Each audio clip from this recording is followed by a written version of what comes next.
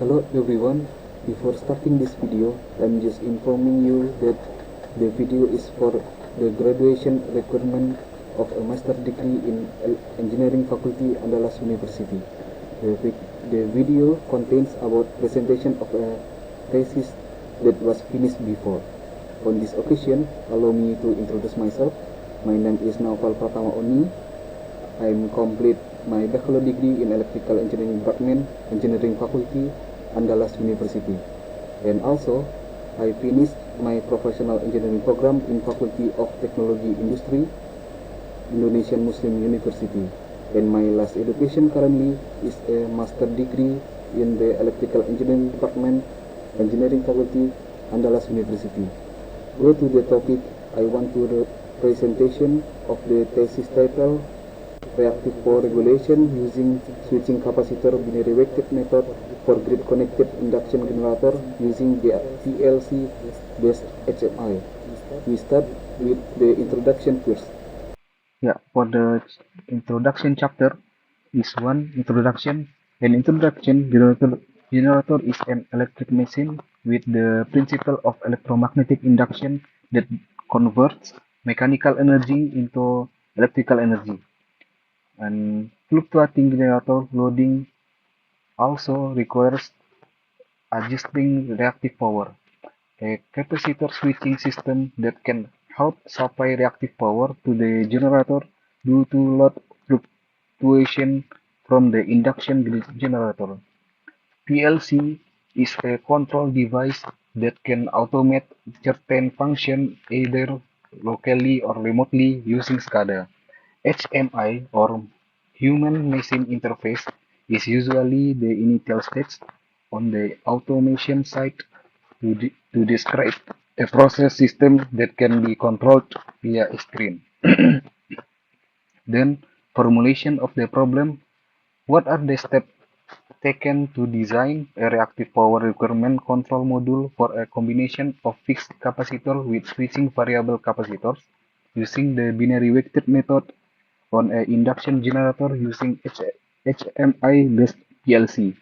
How to describe the process interface design of a reactive power control module for a grid-connected induction generator into a PLC-controlled HMI. And then, how is the performance of the reactive power regulation module for grid-connected induction generators and the performance of the PLC-controlled HMI interface? Uh, and then for the chapter 3, research purpose, design and creating a reactive power control system interface with a combination of fixed capacitor with switching variable capacitor using the binary weighted method using an HMI-based PLC.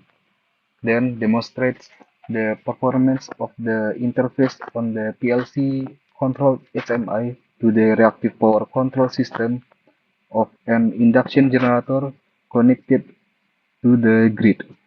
Shows the impact of the set point on the HMI interface on the reactive power regulation of an induction generator connected to grid.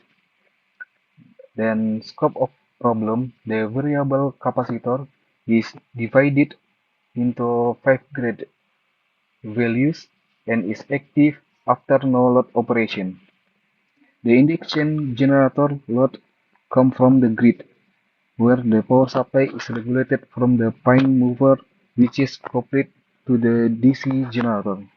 The parameter value of the induction generator and basic value of the variable capacitor are adjusted to the equipment available in the laboratory. Interest current during the switching process of the variable capacitor is outside of the scope of this research. Then the chapter literature review, for number one is induction generator. This one for the wiring diagram excited induction generator. Then switching capacitor. Also Y delta relationship of excitation capacitor. Switching capacitor method binary weighted. Arduino, and PZEM004T. Then interface PLC and HMI and SCADA.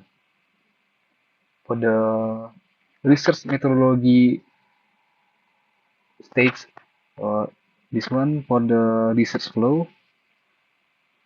Then design of reactive power compensation device on grid connected induction generator using switching capacitor binary weighted method. Then testing of the reactive power compensation device. Then for the chapter result and discussion. For the result, for number one, result of the reactive power requirement, measurement, and capacitor determination. This one for C delta using 8 microfarad and CY using 0.22 microfarad. Then design creation result. This one for the control module and capacitor module. Then HMI design. And then tools testing result and analysis. Then we test on 0 var for set point. This one for the graphics. Then for the set point plus minus 54. Then this one for the graphics. Then for testing using variable capacitor with set point plus minus 100 var. Then plus minus 150 var. Then 200 var until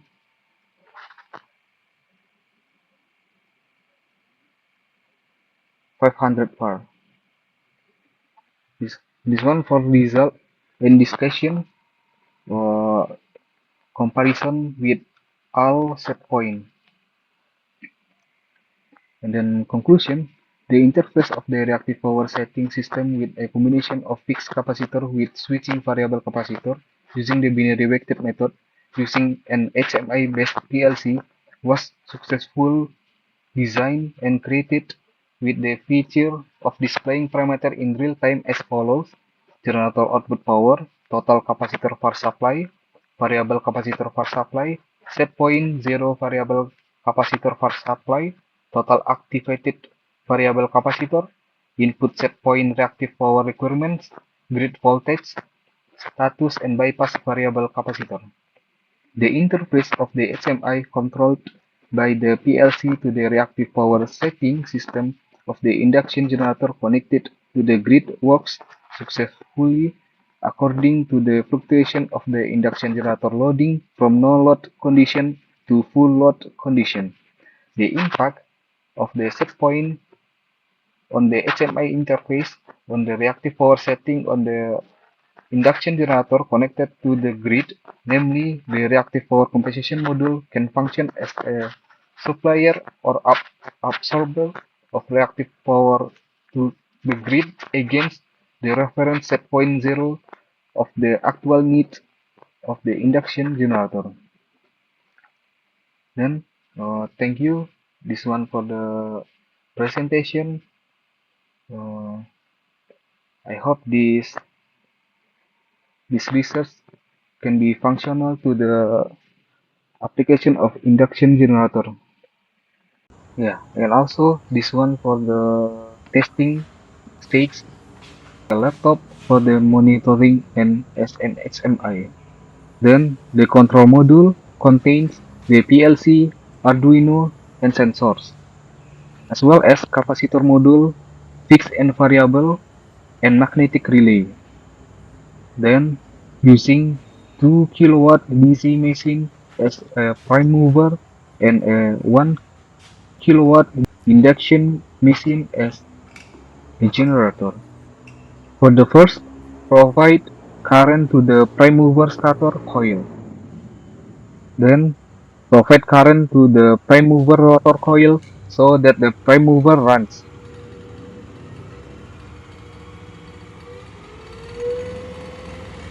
Adjust the rotor coil until the prime mover rotation speed exceeds the synchronous speed of the induction generator so that the nominal voltage from the fixed capacitor is generated.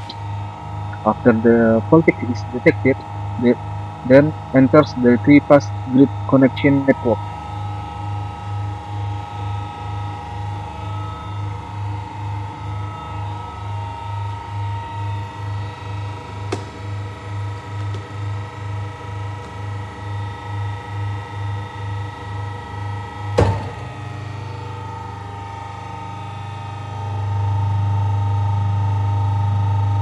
Here, the power supply is 340 watts, so it requires 1 microfarad to meet its reactive power needs, and the 1 microfarad capacitor is also automatically activated. Then the power supply 460 watts, so that it requires 2 microfarad to meet its reactive power needs, and the microfarad capacitor is also automatically activated. The set point can also be applied as an absorber or supplier of reactive power to the grid through the reactive power compensation module. At the current condition, the control detects 1.75 microfarad for the set point 0. When the set point is increased to 200 farad, the system detects the commands to supply reactive power from the grid of 200 farad exceeding the needs of the induction generator. So the capacitor increased from 1.75 to 5.5. When the set point becomes minus 200 farad, the system detects the command to absorb reactive power from the grid of 200 farad below the needs of the induction generator. So that the capacitor becomes 0 microfarad. When the set point becomes minus 50 farad, the system detects the command to absorb reactive power from the grid of 50 farad below the needs of the induction generator. So the capacitor becomes 1 microfarad.